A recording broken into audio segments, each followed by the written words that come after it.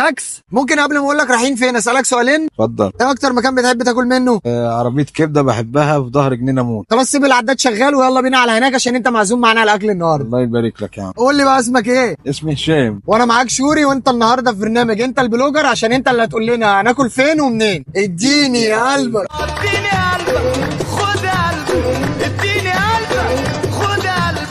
طلع اسمها المنياوي، تقريبا الناس من المنيا او حاجه كده، لوجيك يعني. تحب تاكل ايه بقى من هنا؟ سجق مفروم. مفروم واحد سجق اسكندراني. اسكندراني. عقبال بقى ما الاكل يجي لنا، قول لي انت بقالك كام سنه شغال على التاكسي؟ بقالي بتاع 20 سنه 25 سنه راكب تاكسي. في مواقف غريبه عدت عليك؟ والله الزبونه رجلت معايا فلقيتها في الاخر مش مقدره مشوارها خالص، فانا اقول لها خلي يعني اعتبر اخوك اللي وصلك وبلاش منها خالص. قالت لي خلاص شكرا، نازله وراحت ماشيه. فبقول لها ضميرك مستريح؟ قالت لي اقدر. حاولت تصحيها من النوم تأنب ضميرها؟ لقيتها مصممه على النوم، قفلت الباب ومشت. فاقول لها ايه؟ انت ممكن تقول لها حسبي الله ونعم الوكيل عادي برضه. يا سلام.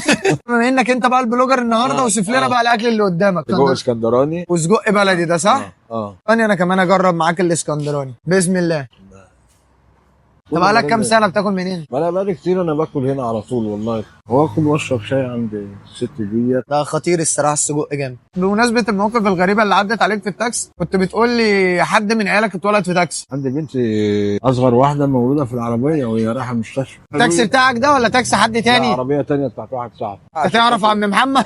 الناس عارفين ان اللي شاف حلقه حماده شيراتون هيبقى فاهم قصدي. بس انا في واحد ركبت معاه قبل كده قام قال لي اصل انا كنت بوصل واحده المستشفى واللي ولدت معايا في التاكسي. المالتي فيرس، انا حاسس ان انا في مارفل دلوقتي. ده ايه بقى التاني؟ ده سجق بلدي. وانا جبت كبده قلت انوع برضو. جات هنا بقى. اوعى شغل البلوجر العالي، اصحى لينا. هحط انا كمان. ده هي الكبده بتاعت الطحين. بسم الله. كبده حلوه بس سبايسي. حاسس ان كل العربيات بتاعت الكبده عندها الغيه دي، ما دام في كبده يبقى في فلفل يبقى في سبايسي لازم. انت بتقول بقى بتعمل ايه بعد السندوتشات؟ كوبايتين شاي. بشرب شاي هنا تخلص اكل تشرب شاي، الاثنين جنب بعض. حساب النهارده 65 جنيه. وبما ان عم هشام هيشوف الكومنتات يبقى قولوا له هو نجح بنسبه كام في الميه انه يبقى بلوجر. بعد الكبده نحبس بقى احلى كوبايتين شاي بقى. نعم. اشرب يا باشا. اشرب يا باشا. معلش انا عندي مشكله مع الشاي السخن. قول لي بقى لو في جمله تحب العالم كله يسمعها، ايه الجمله اللي تحب تقولها لكل الناس؟ بقول للناس تتقي الله في بعضيها، وكان الله في عون العبد ما كان العبد في عون اخيه. ده حقيقي. حبيب قلبي يا عم هشام، حبيبي يا باشا. متشكرين على اليوم الجميل دوت والاكله حبيبي الجميله حبيبي ديت. يا كبير. شرفت بيك يا باشا. الله يصلح حالنا. اعملوا فولو ولايك شير وما تنسوش شوري مش بلوجر انت البلوجر. بيقول لك القطط السودا دي بيبقى عفاريت، الكلام ده حقيقي؟ لا. بتصدق في الكلام ده؟ عفريت ولا بني ادم؟